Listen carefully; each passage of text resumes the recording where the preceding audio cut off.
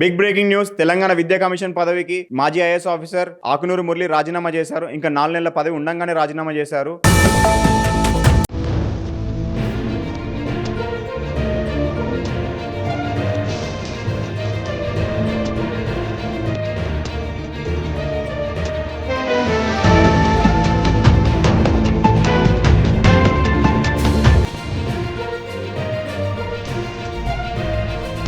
తెలంగాణ విద్యారంగంలో చాలా మార్పులు తీసుకొద్దామని, మొదటిది 10వ తరగతి ఎగ్జామ్స్ కాకుండా 12వ తరగతి ఎగ్జామ్స్ డైరెక్ట్ ఉండాలని, ఇంకా స్కూల్స్ అన్నీ ఒకటే కాంపౌండ్లో ఉండాలని, ఇలా చాలా మార్పులు తీసుకొద్దాం అనుకున్న ఆకునూరు మురళి ఇప్పుడు రాజీనామా చేశారు. చేయాల్సి వచ్చిందా, ఇంకెందుకు చేశారు అన్నది తెలంగాణ వ్యాప్తంగా అందరూ మాట్లాడుకుంటున్నారు. ఆయన ఇప్పటి నుంచి ఆకునూరు మురళి ఏం చేద్దాం అనుకుంటున్నాడు?